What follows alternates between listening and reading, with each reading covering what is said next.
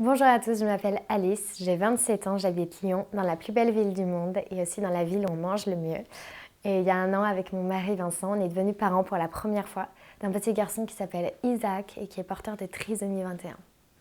On a reçu l'annonce de la trisomie d'Isaac 2 heures après l'accouchement. C'est la sage-femme qui est venue nous voir pour nous dire qu'il y avait des signes visibles sur Isaac, comme ses yeux en amande et sa nuque un peu courte.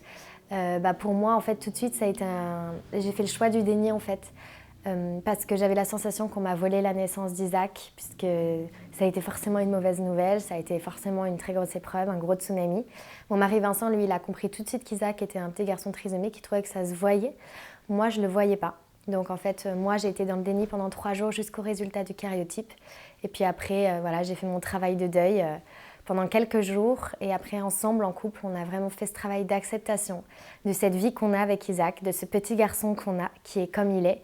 Et voilà, et en fait, ensemble, en couple, on s'est vraiment porté pour accueillir cette vie-là avec Isaac.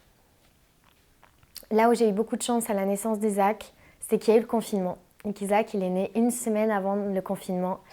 Et ça a été une grande chance parce qu'en fait, pendant 2 mois, on a été enfermés chez nous sans médecin. Alors que normalement, on aurait dû commencer tous les examens médicaux qui sont en général assez lourds après une naissance, surtout quand on est fatigué et qu'on a besoin de se remettre.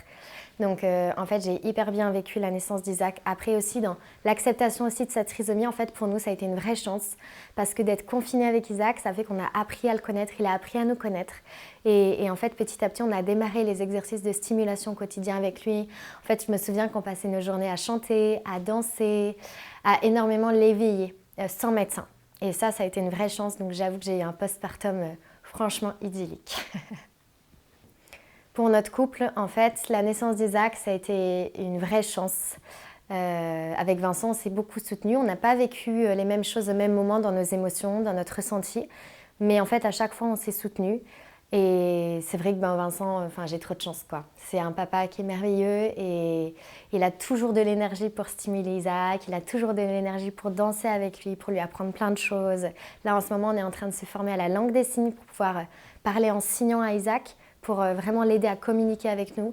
Et en fait, pour notre couple, la naissance d'Isaac, ça a été une vraie chance. On s'aime encore plus depuis la naissance d'Isaac, en fait, parce que Isaac, c'est notre projet. On l'a désiré, on l'a eu. Et aujourd'hui, c'est un petit garçon qui demande évidemment beaucoup plus d'attention.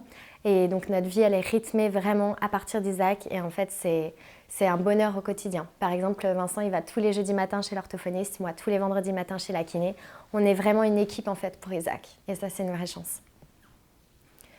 Aujourd'hui, la manière dont je regarde Isaac et son handicap, déjà, j'ai tendance à oublier qu'il est trisomique. Parce que, Isaac, il se développe hyper bien. On nous avait dit qu'il marcherait à 4 pattes plutôt à partir de 14 mois et jusqu'à 20 mois, que ça serait vraiment très tard. Et à Noël, à 9 mois, il a marché à 4 pattes. Donc c'est génial, il se développe hyper bien, il commence à se mettre debout. Là, il va bientôt avoir 1 an. Il est à fond, il est hyper déterminé, il a une énergie débordante, je peux vous l'assurer. Donc en fait, c'est vrai qu'au quotidien, j'oublie qu'il est handicapé. En tout cas, pour le moment, c'est sûr qu'on a une vie qui est très douce avec lui. En fait, c'est plutôt le regard que porte la société sur le handicap qui est très difficile, je trouve. Parce que quand on a un enfant handicapé, non, on n'est pas aidé. Le dossier MDPH, c'est vraiment hyper difficile. Déclarer le handicap, avoir les aides, ça c'est hyper difficile. Il y a plein de combats quand on a un enfant handicapé, ça c'est sûr. Mais pas avec notre enfant en tant que tel. C'est plutôt un combat sociétal. Mais j'y travaille. Pour toutes les femmes à qui ça arrive, quand vous apprenez que vous attendez un enfant trisomique, que ce soit à 3 mois de grossesse ou que ce soit à la naissance, la chose que j'ai envie de vous dire, c'est que ce qu'on vit ne nous arrive pas par hasard et que ces enfants, en fait, c'est une vraie chance et que c'est sûr que sur le moment, ça s'annonce toujours comme une mauvaise nouvelle. C'est terrible, je trouve ça très traumatisant de mettre au monde un enfant et que ce soit lié à des pleurs et que ce soit lié à quelque chose de triste. Mais en fait, vous allez voir que votre vie va être vraiment remplie d'amour et de joie. Et que moi, je peux vous témoigner que depuis 1 an, ma vie, elle n'a jamais été aussi belle.